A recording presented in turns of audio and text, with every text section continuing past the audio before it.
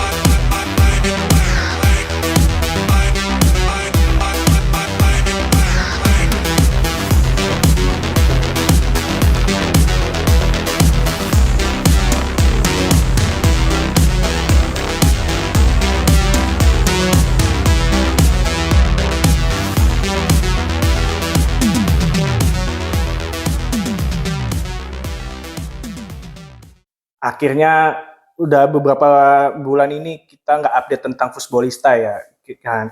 Aku bukan kedatangan sih, aku lebih tepatnya diundang sama salah satu legenda Timnas Indonesia dan ex alumni Primavera bersama Kang Yeyen Tumena. Halo Kang, gimana kabarnya Kang? Alhamdulillah saya baik. Makasih banget loh udah diundang ke rumahnya. Ya. Suatu kehormatan buat saya lah, buat Bro Tio ini kan diundang sama Kang Yeyen nih. Siap. Kang, mau nanya nih. Langsung aja ya Kang. Awal mula Kang Yeyen tertarik sepak bola tuh dari usia berapa sih? Saya sebenarnya mulai latihan sepak bola itu di usia 6-8 tahun. Ya. Di kampung saya, di Kompleks Semen Padang. Oh, malah di Semen Padang? Semen Padang. Saya besar di sana. Mulai dari kakek saya itu salah satu direksi Semen Padang di zamannya almarhum Pak Azwar Anas. Azwar Anas. Tahun berapa itu Kang? Lama banget tuh saya. 80-an ya? Saya lahir 76 di sana, di Padang. Bapak saya, keluarga saya, semua tuh ada di lingkup Semen Padang. Kemudian sampai saat sekarang, bapak saya juga menjadi karyawan Semen Padang. Sampai saat sekarang kakak laki-laki saya masih karyawan Semen Padang. Jadi saya besar di lingkungan Semen Padang di Bukit Karang Putih namanya, yang setiap jam 7 pagi itu diledakin tuh karangnya untuk mendapatkan kapur semennya. Iya. Di situ ada lapangan dulu, lapangan Ranah Cubada, yang sekarang jadi lapangan akademinya kami, Indarung Football Academy, yang saya tetap bina di sana. Itu persis di bawah kantor pusatnya Semen Padang. Kemudian berkembang adanya Galatama Semen Padang, mereka bikin lapangan di komplek perumahan saya. Di perumahan Indarung Perumnas lah ya, perumahan karyawan Semen Padang. Itu ada lapangan lagi dibikin di sana, lapangan latihan mereka, dan saya sering ke sana. Bahkan di dekat sekolah itu ada mes Galatama Semen Padang, mereka berlatih di sana. Waktu itu pelatihnya adalah Coach Suhatman Imam. Ya, pulang sekolah saya nggak pulang ke rumah, saya pasti nonton jadi anak gawang di situ. Suatu ketika saya dipanggil sama Coach Suhatman, dia latih saya secara individu. Pada saat timnya latihan, warming up dan seterusnya, dia lempar bola ke saya. Betul. Lama-lama pada saat pertandingan Galatama Semen Padang di Stadion Imam Bonjol, sekarang udah jadi taman kota, itu saya jadi anak gawang karena dari SSB Semen Padangnya. Sekolah juga dari SD sampai SMP saya di Semen Padang, di lingkungan situ. Kemudian saya baru go nasional lah ke Jakarta itu ketika saya usia 15 tahun, itu Piala Suratin ya. Suratin dulu. Kemudian saya baru dilirik ke timnas itu ketika saya ikut Piala Menpora di Jakarta. Iya. Tidak mewakili Semen Padang, tapi mewakili PSP Padang. tim perserikatan kita 4 besar. Itu Piala Menpora itu U17 dulu. Bener. Kita 4 besar di Senayan bersama Persija, Persema Malang sama PPSM Magelang. PPSM ya. Ya. Nah di situ saya baru dilirik, dan anehnya juga ini mungkin ya di sepak bola kita percaya bahwa ada keberuntungan, setiap orang berbeda-beda. Saya itu pemain cadangan karena usia saya masih 15 mau 16 tahun. Sementara pemain yang lain itu udah 17-an. Dan ini partai semifinal dan final. Saya menjadi cadangan bagi kapten tim, Masril kapten tim saya itu striker. Nah, saya menggantikan Masril pada saat paruh babak. Masril siapa Kang? Kalau boleh tahu. Masril M namanya. Oh. Itu pemain Semen Padang senior juga, pemain PSP juga, sekarang sudah pensiun juga, masih di Padang. Nah, saya masuk menggantikan dia. Nah, Oh berarti posisi awal Kang Yeyen tuh striker dong? saya striker. Awalnya? Ya, saya striker. Baru tahu nih, fun fact nih. Karena banyak yang belum tahu nih. Kan selama ini kan kita mengenal Kang Yeyen kan back, pemain belakang kan, dan pemain tangguh. Berarti sempat jadi top skor juga dong Kang dulu? Iya, saya dulu bahkan ketika kompetisi antar SMA Padang? Sumbar, Oh, Sumbar Barat, itu saya pemain terbaik. SMA saya SMA Negeri 4 juara. Kemudian saya pemain terbaiknya di Piala Suratin. Bukan Suratin namanya itu, yang dipakai oleh PSSI sekarang namanya, wah saya agak lupa namanya itu kompetisinya. Nah, saya juara mewakili ke nasional itu. Terus klub pertama Kang Yeyen profesional di klub mana Kang? Kalau boleh tahu. Saya pernah di klub profesional pertama di Semen Padang, iya, tapi Semen Padang punya Pratama namanya, tim akademinya waktu itu. Saya pernah bermain di sini, tapi 1 tahun 3 bulanan. Pernah bermain uji coba dengan Semen Padang di Pekanbaru waktu itu. SPS? Ya, enggak.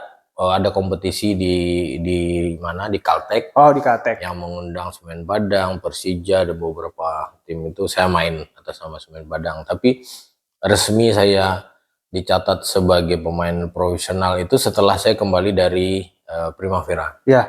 Pertama saya masih di Pelita Jaya. Pelita Jaya di Sawangan. Tapi itu enggak berlangsung lama, kurang lebih 3 bulan saya udah bermain. Waktu itu Primavera akhirnya oleh PSSI dibagi ke beberapa klub yang klubnya mengajukan kebutuhan pemain. Nah, saya dapat PSM tuh. PSM. Ya, nah itulah. Ini nih ya, jersey PSM ini ya. Jersey PSM. Awal pertama saya ke PSM Makassar, dan tahun berapa itu Kang ke PSM? Tahun 95. 95 sampai 2000 saya. Oh, berarti belum PSM juara ya? Belum. Oh, waduh. Belum PSM. Iya. Saya datang ke sana di Liga 2 itu. Liga 2 itu PSM sampai ke final. Oh, dulu namanya divisi utama berarti ya? Ya, divisi utama. Liga 1 kan dulu Liga 1, Liga 2, Liga 3 kan, sampai sekarang kan udah liga keberapa kan gitu. Ya. Nah, itu kurang lebih perjalanan. Tapi sebelum saya masuk ke profesional, saya dipanggil ke Jakarta seleksi Primavera. Zamannya Kurniawan, Bima Sakti. Aples juga nggak sih Kang? Ya, Aples itu dia tidak ikut seleksi Primavera karena usianya lebih. Nah, Primavera itu kan usia 16 tahun. Kurnia Sandi termasuk ya? Kurnia Sandi termasuk, Supriyono. Supriyono ini yang komentator itu bukan ya? Supriyono Prima. Dulu Primavera ini diberangkatkan untuk kompetisi Primavera namanya di Italia. Usia 16 tahun. Serie A itu selalu ada akademinya usia 16 dan 14 kalau nggak salah. 18, 16, 14. Primavera dan Baretti. Selama kurang lebih 3,5 tahun lah kita di sana. Kemudian baru kembali, barulah di tahun 2005 itu kita kembali ke Indonesia. Dari 2022 sampai 2025 itu kita di Itali. 2025 kita kembali ke Indonesia. betul. Gitu. Sip. Jadi PSM tim saya pertama. Tim pertama ya. Kurang lebih 5 tahun tuh saya di PSM. Iya. Saya kuliah, saya kerja, dan saya sarjana di Makassar.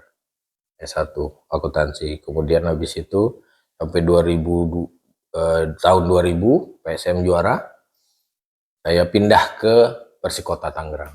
Persikota berapa musim itu? 2 musim saya. Berarti sama Nova Zainal enggak ya? Iya, Sama Nova Zainal sama Marwah Iskandar, Komang Mariawan. Ya. 2 musim saya di sana. Ada Coach HRD juga waktu itu di Iya. sana. Setelah itu 2006 2000 2001 2002 di Persikota, 2003 saya ke Perseden Denpasar. Oh. Ya pertama promosi ke divisi utama waktu itu. Kemudian 2004 saya ke Persebaya. Oh ini jersinya ya? Ya, yang Persebaya nih. Nih. Keren banget ini. Ya, Liga Bank Mandiri ya? Ya, yang Jackson pelatihnya. Ini juara kan ya? Juara. Persebaya? Ini 2 jersey yang saya abadikan karena saya menjadi juara bersama tim. Kalau PSM juara yang tahun 2000. Tahun 2000 ya? Ya, tahun 2000. Waktu itu Carlos de Melo, Yosep Lewono itu semua Bima Sakti pemain terbaik kan. Kurniawan juga ya? Kurniawan. Terus Aji juga di sana, Aji Santoso. Kemudian setelah 2004 juara di Persebaya, saya ke PSMS Medan. PSMS Medan. Ya, semifinal di GBK. Kemudian 2005. Dulu zamannya Koli Misron ya, PSMS Medan. Oh, setelah itu saya. Setelah itu. Ya, pelatihnya Bang Sultan waktu itu. Sultan Harara. Ya. Karena aku kenal sama anaknya dulu, satu SD dulu. Oh, oke. Terus setelah itu 2006 saya Persija. Oh, 2006 masuk Persija. ke ibu kota. 2006. Itu berapa musim di Persija? 1 musim aja. 1 musim. 1 musim. Terus kita juara Copa kalau nggak salah ya, Copa Haji Samsu. Runner up Copa Haji Samsu. Kemudian Persija ya? Persija. Dengan kalah sama siapa ya? Persede juga. Oh, kalahnya sama Persipura. Oh iya, Persipura lagi ngeri-ngerinya ya waktu itu ya. Persipura. Kemudian di 2027 saya Persema Manado. Itu pensiun di situ. Ya. Sampai 2008. 2027 saya cuma separuh musim. Di situlah awal saya berkarir menjadi pengurus sepak bola karena pada saat 2027 itu kan tuan rumah Piala Asia. Iya. Teman saya Herman Caniago tuh direktur marketing. Dia dulu Persema Manado zamannya Kang Yein siapa ya? Saya lupa ingat. Luciano pelatihnya. Luciano. Leandro. Oh, I see. Ya, ada Giman Nurjaman ya? Iya. Ya. Bekas Persikota juga kan? Ya. Itu Endra Pandanuwo. Iya, tahu. Yan Kaunang masih senior. Nah, setelah itulah baru saya berkarir jadi pengurus dan mengurus sepak bola. Gitu. Saya sempat masuk ke PSSI di bidang marketing, saya di manajer promosi waktu itu. Pada saat itu kita tuan rumah dan teman saya Herman Ago menawarkan saya, udah kamu di belakang layar aja. Saya coba menjalani profesi yang mungkin ya berbeda lah ya. Orang biasa di lapangan, sekarang di belakang meja kan. Kurang lebih ada 3 tahun saya jalanin itu. Kemudian saya kembali ke lapangan diminta oleh teman juga, Andrea Jamudin Demis. Ya. Jadi mengurus atau menjadi pelatih, kemudian di 3 tahun terakhir menjadi manajer SAD Uruguay. Awal pelatih tahun berapa Kang? Saya ambil lisensi pelatih itu 2008 pertama itu lisensi. Sekarang udah? Saya pro license. Udah berarti udah bisa ngelatih klub Liga 1 ya? Saya memang udah pernah menjadi caretaker timnas, asisten. Dan menjadi caretaker Bayangkara waktu Simon sama Paul mundur. Yang waktu juara itu bukan? Ya. Kang, ini Akang masih di PSSI nggak jadi pengurus atau? Saya sudah enggak. Terakhir September tahun lalu saya di direktur kepelatihan. Direktur kepelatihan selama kurang lebih 4,5 tahun, dari tahun 2020 sampai tahun lalu 2024 ya, 4 tahunan. Itu semua program kepelatihan, modul, refreshment, penugasan instruktur, jadwal kursus seluruh Indonesia pada saat COVID dan setelah COVID itu saya ini. Kan nih Kang, aku mau bertanya tapi ada sensitif Ya. nih. Akang boleh ngejawab juga nggak apa-apa, nggak jawab Ya. juga nggak apa-apa. Nah, ini kan tahu sendiri kan, mafia ini kan jadi musuh bersama nih Ya. di sepak bola Indonesia. Akang melihat sekarang PSSI sekarang ini sama zaman dulu itu gimana Kang? Menghadapi mafia-mafia match fixing, pengaturan skor tuh gimana Kang? Apalagi terkait nih kemarin nih si Bang Andre Rosiade kan ngomong di IG tuh terang-terangan sebut inisial JN sama P. Itu gimana Kang ingin menanggapi tersebut Kang? Kami adalah pelaku yang tahu persis di lapangan dan kadang-kadang sulit kita bisa menyampaikan bahwa itu match fixing, pengaturan skor dan lain-lain karena pembuktiannya yang paling sulit. Ya kan dulu ada teman kita Fahri bilang saya pernah juga ini, tapi kan dia yang merasakan. Tapi pada saat saya bermain saya tidak merasa ada itu, dan kalaupun itu terjadi dengan saya yang akan keluar dan tidak mau main dengan kondisi kalau memang ada pengaturan. Tapi pernah ditawar nggak selama jadi pemain? Selama jadi pemain nggak ada yang nggak pernah ditawarkan dan tidak pernah melakukan hal itu. Jadi buat saya seperti bau kentut, ada bau tapi nggak bisa dilihat. Ini agak sulit kan pembuktian, makanya semua orang boleh berbicara soal opini mereka, tetapi harusnya opini itu dibangun dengan narasi positif dan mencarikan solusi. Jangan hanya ada match fixing, buktinya ini, oke, buktikan gitu loh kan. Jadi jangan ngambang sehingga menjadi berita yang seolah-olah selama ini tim juara itu diatur kan gitu loh. Jadi sementara itu mendiskreditkan atau menjatuhkan apa yang sudah dilakukan oleh pemain, perjuangan pemain di dalam lapangan, bagaimana pelatih setiap hari melatih, sehingga orangnya bilang gampang diatur, nanti dibayar ini. Kalau tidak ada yang main, apakah terjadi pertandingan itu, apakah ada kemenangan kegagalan, kan enggak. Jadi ini perlu dipisahkan politisasi sepak bola dengan sepak bola secara murni, ini jangan dicampur adukan. Soalnya gini Kang, selama ini kan kita ngelihat kayak mafia sepak bola ini kan sempat berapa kali dibahas sama Mata Najwa juga kan. Sampai ada si apa yang bapak-bapak gundul itu siapa? Bambang Suryo. Bambang Suryo itu kan ada buktinya gitu. Nah, sekarang ini gimana? Menurut Akang lebih PSSI lebih rapi atau gimana menurut Akang? Karena kan saya ini orang luar nih, cuman hanya mengikuti apa ya, opini-opini netizen lah. Apalagi fanbase kan merasa, wah PSSI ini gimana ngelarang away atau apa penonton away, terus belum lagi yang tadi saya bilang off the record itu Kang, yang kok kayak Komdis nyusun vonis ke beberapa klub beda-beda gitu loh. Jadi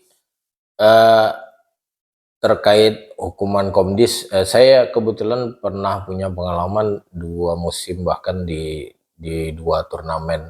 Pada saat disanksi saya sempat menjadi anggota dari Komdis. Ada beberapa hal yang sebenarnya pemilik klub, pengurus klub, dan pemain serta pelatih klub itu mesti mengetahui ada 4 hal.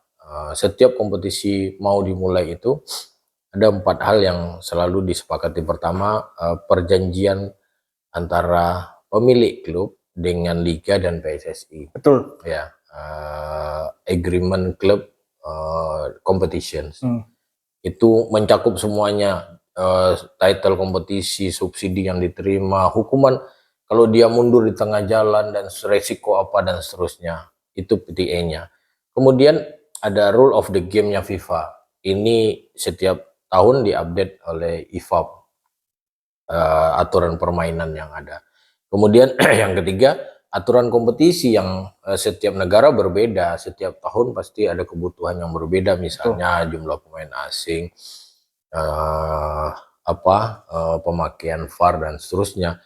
Dan yang terakhir kode disiplin. Setahu saya kode disiplin ini waktu saya jadi anggota Komdis itu masih pakai yang 2018 atau 2019, sekarang sudah diupdate ke 2023. Contoh update-nya gimana nih Kang? Maaf saya potong. Karena kami kan pengen tahu nih sobat semua nih. 2018 kayak gimana, 2023 tuh gimana? Contohnya. contohnya Yang ya, poin yang penting. di 2018 itu belum ada aturan kalau ada flare di dalam Flare, stadion. ya. Ya, di 2023 itu udah menghitung satu flare 10 juta. Sudah jelas itu. Jadi sebenarnya ketika ada kejadian, Komdis itu hanya menghitung berapa flare yang jatuh 10. Di aturan di sini 10 kali 10 juta. Satu. Iya, jadi semua yang dilanggar di 3 poin ini, PTA, rule of the game, kemudian aturan kompetisi itu tercantum di kode disiplin. Beberapa hal sempat saya tanyakan di musim ini terkait misalnya sanksi kartu merah. Kenapa sanksi kartu merah pelanggaran yang sama pemain asing dan pemain lokal dibedakan? Pemain asing itu dapat tambahan sanksi setelah kartu merah yang diterima plus 4 pertandingan. Sementara pemain lokal kartu merah yang diterima plus 2 pertandingan. Dan itu dijawab oleh Komdis. Saya pikir masuk akal. Pemain asing itu adalah pemain yang dibayar dan mendapatkan gaji lebih besar dari pemain lokal dan harus memberikan contoh.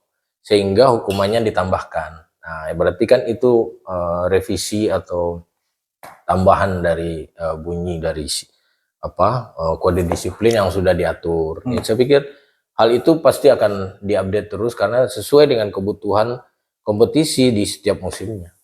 Soalnya gini Kang, lagi heboh nih di sosial media, di platform entah di X, Twitter atau IG atau TikTok, perbandingan antara hukuman Beckham Putra, Yuran Fernandes sama Arema FC yang kemarin. Nah itu yang menjadi apa ya? Saya sebagai pecinta sepak bola Indonesia juga melihat kok kayaknya nggak adil banget gitu loh Kang. Maksudnya selebrasi Beckham Putra berapa pertandingan, Arema FC kok cuma sanksi 20 juta plus tanpa penonton sekali pertandingan. Kayak jomplang, belum lagi kritik Yuran Fernandes kan juga nggak menyebut nama gitu loh Kang. Jadi perlu kita sama-sama Ini penting nih Kang.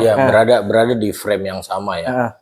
Baik pelaku itu kan ada pemain, pelatih, manajemen, kemudian supporter, kemudian pencinta sepak bola yang bukan supporter, dan pengurus PSSI dan pengurus LIB. Bahwasanya 4 poin ini ketika kita masuk kompetisi ini harus dipahami dulu. Iya. Kadang-kadang owner klub yang meeting owner klub itu ada semua, tapi ini tidak disampaikan ke bawahnya. Jadi setiap pengurus klub harusnya pegang kode disiplin, pegang aturan kompetisi, pegang rule of the game yang terbaru dan PTA itu supaya mereka, tim saya nggak boleh begini, pemain nggak boleh begini, pelatih nggak boleh begini. Dan saya pikir perlu sosialisasi baik oleh LIB sebagai operator atau pengurus klub sendiri, karena itu kan merugikan timnya dia sendiri. Betul. Itu yang saya tidak melihat. Bahkan terkait regulasi baru pelaksanaan VAR itu PSSI atau LIB yang memaksa klub untuk sosialisasi.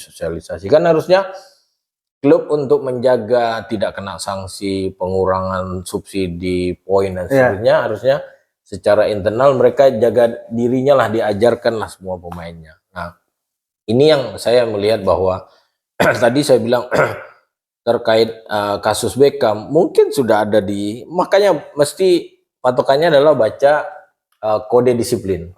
Semua pelanggaran itu sudah ada di kode disiplin. Jadi sidang Komdis itu hanya pelanggaran ini masuk pasal yang mana, kemudian apa hukumannya, udah begitu kok, simple. Nah, maaf, terkait Yuran itu juga ada, tetapi di kode disiplin ditulis 3 bulan. 3 bulan. Nah, mungkin ini dikali lipat karena pemain asing.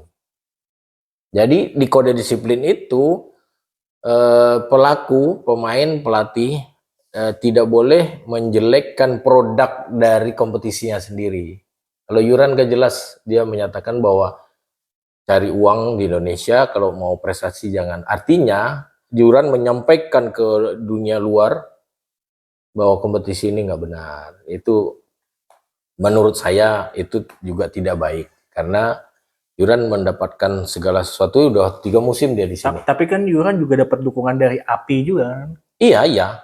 API pun juga harus melihat bahwa itu ada regulasinya, ada kode disiplinnya. Saya Saya sebagai API pasti membela anggotanya. Iya, Tapi kan kembali lagi kayak di persidangan, kalau ada pasal yang dilarang, kan itu pembelaan biasa. Kami juga di asosiasi pelatih, kalau ada pelatih kami yang dituduh suap pun ya kami melakukan pembelaan. Pasti itu. Pasti. Kan anaknya kita, nggak mungkin kita tidak bela. Kalau terkait Arema gimana?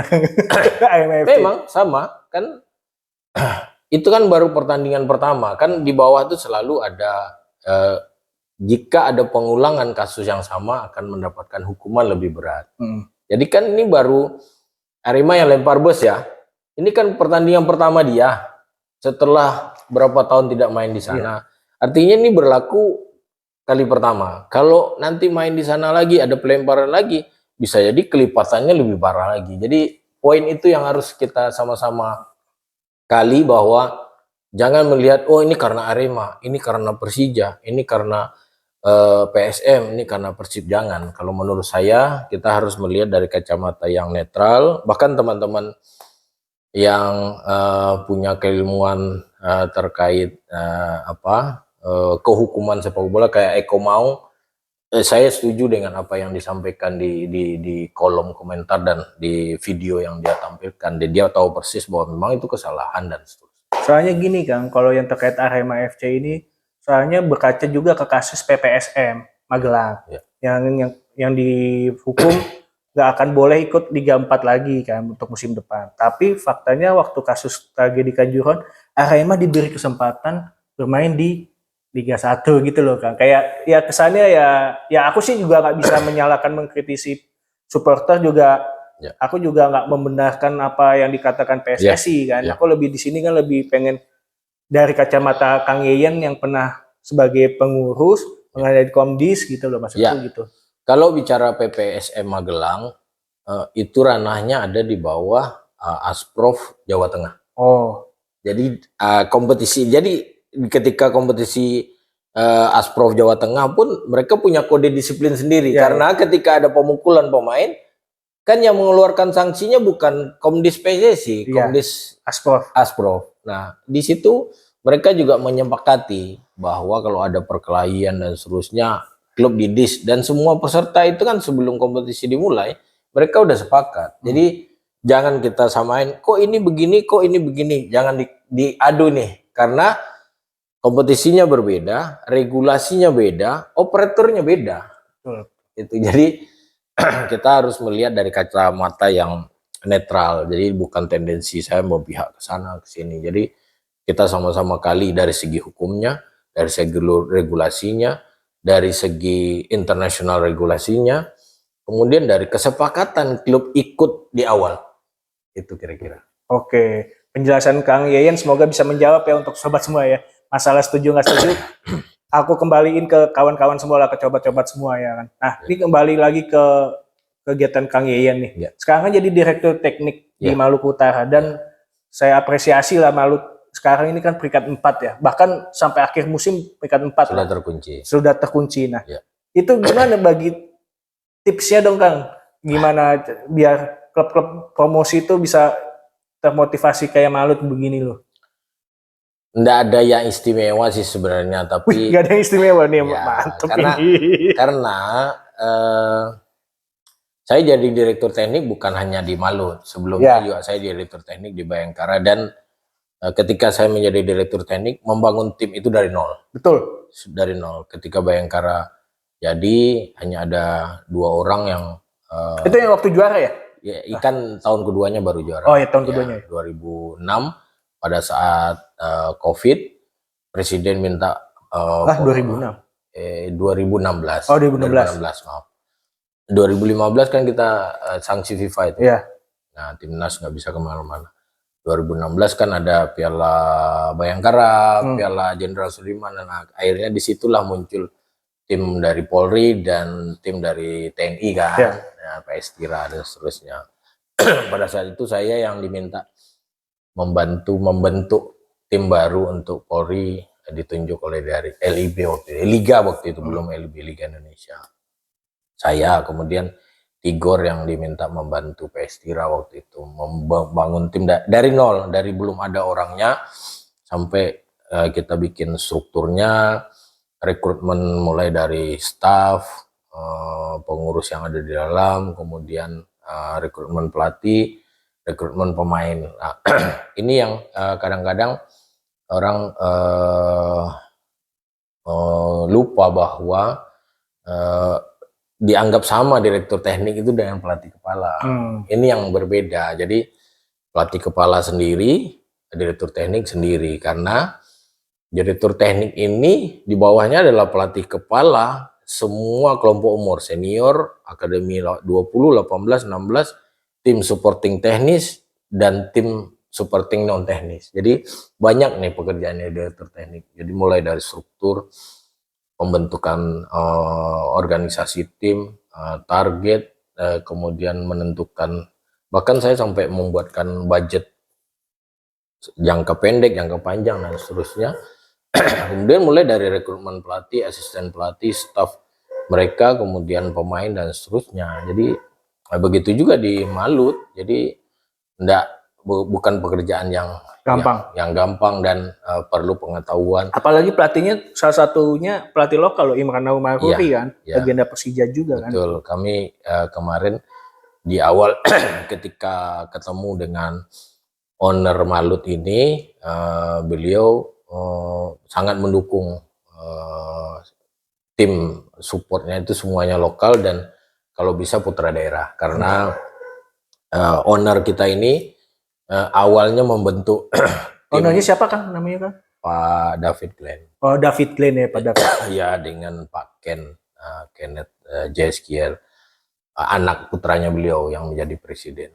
Itu awalnya adalah ini klub adalah sosial, Mas. Jadi bukan untuk datang ke Liga Indonesia berprestasi juara dan seterusnya, tidak, karena beliau mendapatkan sesuatu bisnis di Maluku Utara dan ingin mengembalikannya kepada kebahagiaan masyarakat Maluku Utara. Soalnya setauku waktu Malut promosi kan targetnya hanya lolos degradasi kan, hanya bertahan.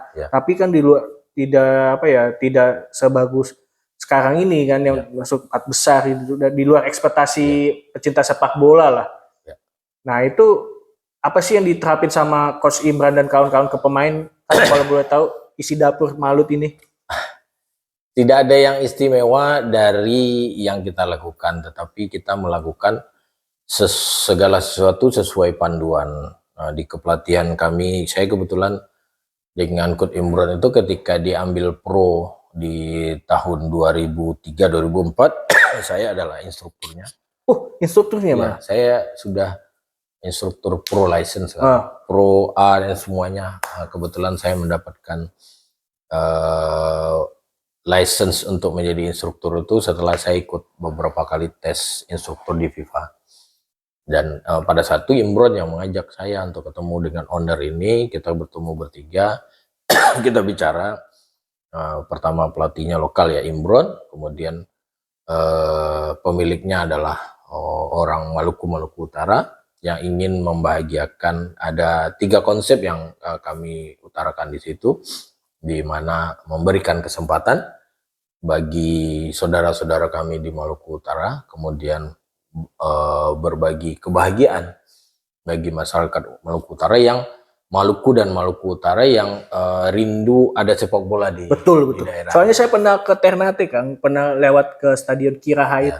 Memang bagus sih. Maksudnya pemandangannya. Jadi bener-bener kalau nonton di yang biasa kita nonton itu kan, bener-bener view-nya dapet itu. Ada gunung, ada laut kan. Wah, itu indah banget itu kan.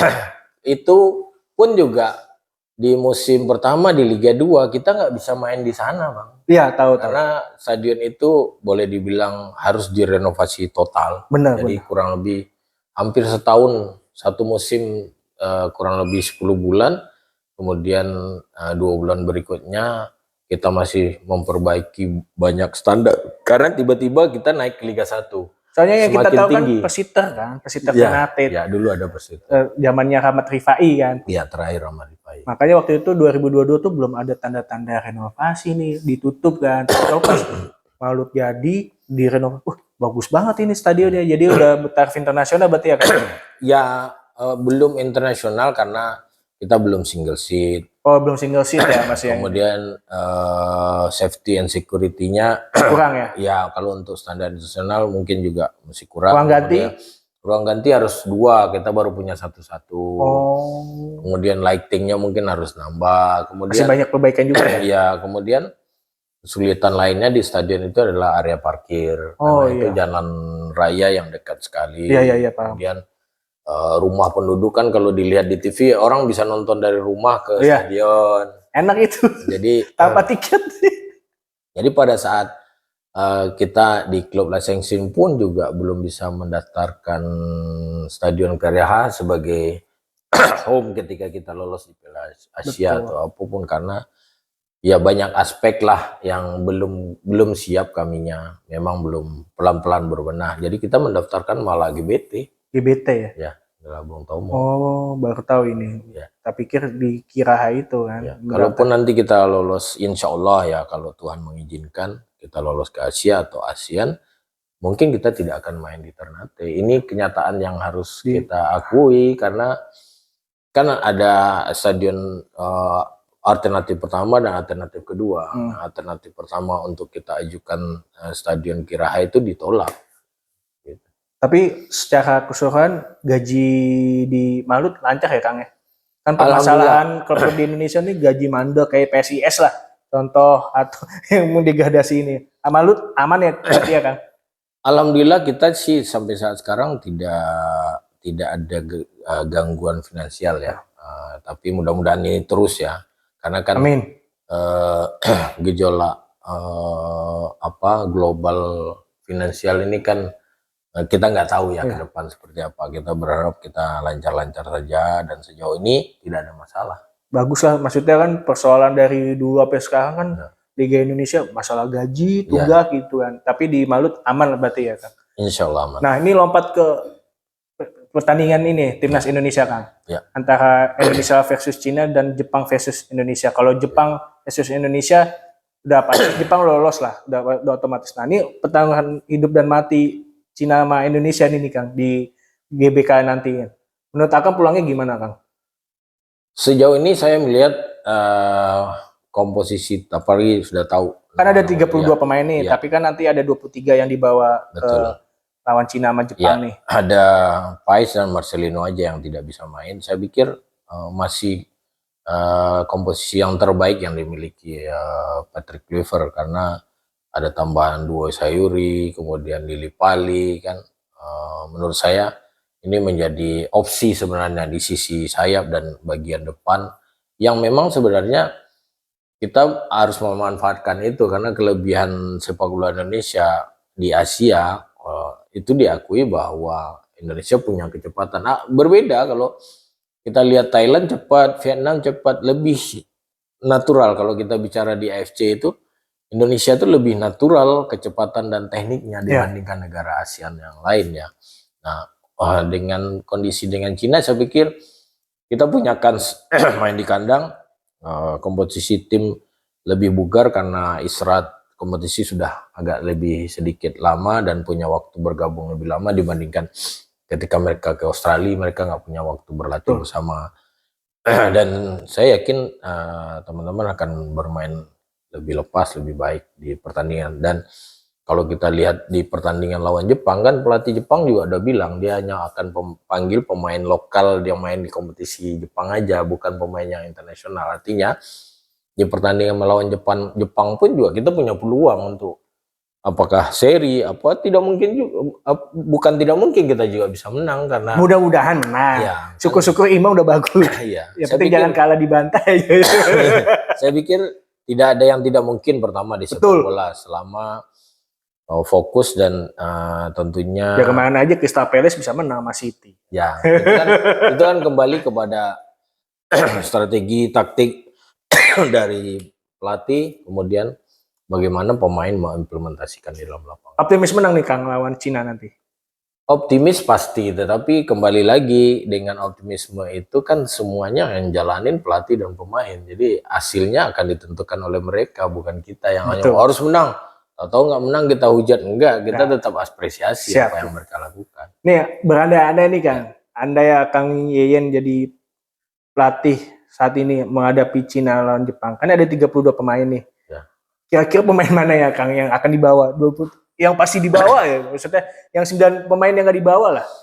Saya Seandainya ya, bandai-bandai saya aja. orang yang tidak suka mengomentari pelatih lain. Betul. Ya, Mantap. karena menurut saya tidak etis seorang pelatih mengomentari pelatih lain yang profesinya sama. Mungkin pada saat saya ada di posisinya mereka, mungkin saya tidak jauh lebih beruntung dengan apa yang mereka dapatkan. Jadi saya tidak bisa menyebutkan siapa pemain yang akan ditinggal dari 32 itu, karena harus datang di lapangan, lihat langsung situasi setiap hari, perkembangan, development yang dilakukan, kemudian kondisi terakhir, baru kita bisa memutuskan ini yang ditinggalkan, ini yang dibawa. Karena tidak segampang orang, kan teman-teman komentator biasa bilang, kenapa harus datang ke lapangan, kan sekarang teknologi bisa dari televisi. Nggak bisa. Nggak bisa. Feel-nya beda, Kang. Feel-nya beda, satu. Yang kedua, kalau Anda pernah jadi pemain sepak bola, Anda harus lihat langsung di lapangan. Betul. Karena kalau Anda menjadi tim scouting, itu tidak dengan bola saja yang dilihat, tanpa bola. Iya. Jadi ketika televisi, kan dia kelihatan dengan bola aja. Ketika bola udah pindah, kameranya bukan di dia lagi. Ini yang paling penting buat kita. Betul. Attitude pemain setelah tanpa bola, dan apa yang dia lakukan. Jadi, ya mohon maaf ya, saya tidak menyalahkan teman-teman. Jadi hal-hal detail di sepak bola itu justru itu yang menjadi pengaruh besar di hasil yang diinginkan. Ini apalagi kan ada duo Sayuri masuk nih. Ya. Nah ini gimana menurut Akang Yeyen terkait duo Sayuri? Progresnya makin naik kah? Atau gimana menurut Akang? Cara attitude bagus kan mereka? Iya, bagi kami di Malut itu menjadi PR utama buat kami. Jangan sampai ketika mereka pindah dari PSM, dia pernah ke timnas, terus masuk di Malut tidak ke timnas lagi. Itu menjadi PR. Kita merawat mereka, memotivasi mereka, mengajarkan apa yang salah dan benar. Bahkan sampai kalau teman-teman lihat track recordnya Yakob, Yanci, itu tidak pernah main full tim. Sampai 90 menit dia akan diganti, rawan cedera. Tidak pernah punya gol lebih dari seperti sekarang, bahkan tidak pernah mereka hat-trick di klub-klub sebelumnya. Itulah yang kita rawat mereka sampai saat sekarang untuk sepak bola Indonesia dan tim nasional. Tapi aku sangat sedih loh, mereka berdua jadi korban rasisme di sosmed tuh. Ya. Itu gimana tanggapan Malut sampai sejauh mana itu kasus itu, Kang? Ini perlu tahu nih soalnya fans-fans sepak bola Indonesia. Dari manajemen kami sudah melaporkan secara resmi ke kepolisian. Tinggal follow up yang dilakukan oleh kepolisian terhadap yang tadi, dan saya pikir akhirnya semua akun-akun itu mau menyatakan minta maaf. Nah, saya pikir jangan sampai minta maaf doang, Kang. Ini rasisme ini udah bahaya banget, apalagi sepak bola dimanapun lah. Namanya kan rasisme tuh nggak bagus lah gitu loh. Ya, betul. Jadi kembali lagi kepada aturan yang ada, apa sanksi dan hukumannya. Mungkin di kode disiplin atau di aturan PSSI atau liga yang akan datang pun mungkin akan dipertebal lah aturan terkait rasisme ini supaya tidak terjadi lagi. No room for racism lah sekarang tuh. Nah, terakhir nih Kang, apa sih sama Kang Yeyen selalu ingat sebagai pemain baik di klub dan pemain timnas, dan berapa kali caps penampilan Kang Yeyen di timnas Indonesia ini? Saya bicara cap, maaf, kalau nggak salah saya ada 38 kali ya, karena saya mulai, kalau yang cap itu kan hanya dihitung timnas senior saja. Betul, betul. Saya ikut dari AFF Suzuki yang pertama, itu AFF Asian Cup itu namanya dulu kan AFF Suzuki. Pertama di Singapura, kualifikasi Piala Asia, kemudian kualifikasi Olimpiade dan seterusnya. Kalau nggak salah saya ada 38 cap. Piala Asia 2004 ikut nggak sih Kang Yeyen? Saya 2006 yang lolos pertama di Abu Dhabi, kan saya cedera di sana.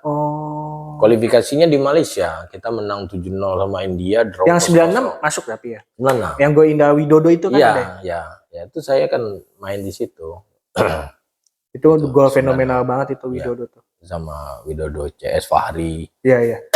Kurniawan, Haji. ya Haji, Kurnia Sandi, Itu Endro Kartiko di sana. pengalaman tidak terlupakan ya di Piala Saya hampir berhenti karir saya karena saya memberikan 100% jiwa raga saya pada saat pertandingan Indonesia lawan Uni Emirat Arab. Saya cedera lutut di sana. Saya masih simpan videonya. Berapa lama itu, Kang? Saya kurang lebih Cederanya? 1 tahun. Lama ya? Karena zaman itu Teknologi fisioterapi belum belum ada. terlalu ini. Kemudian kalau operasi butuh pengobatan lama. Bahkan orang sempat bilang karir saya sudah selesai. Iya. Itu ketika saya kembali ke PSM, tidak, ya saya merawat diri saya sendiri, bukan tidak dibantu dan lain-lain, tapi saya tahu apa yang harus saya lakukan. Akhirnya saya bisa main kembali sampai 2007. Iya. 2007 Ya, itu kejadian kan 96. Ya. 96. Saya masih SD itu, Bang. Iya. Masih. Kalau pengalaman di klub itu ya, 2 klub ini aja. Iya. Masih Ini juara. ini yang juara, tapi sebagai pengurus klub pun juga saya juga sekarang punya 2 sejarah bersama Bayangkara dan Maluku United. Ya, sebagai 2 pemain kan. Ya. Terima kasih banget loh Kang Yeyen sudah mau hadir di Klub Bikap ini, Kang. Jangan lupa di subscribe, like, dan komen. Terima kasih Kang Yeyen. Terima kasih.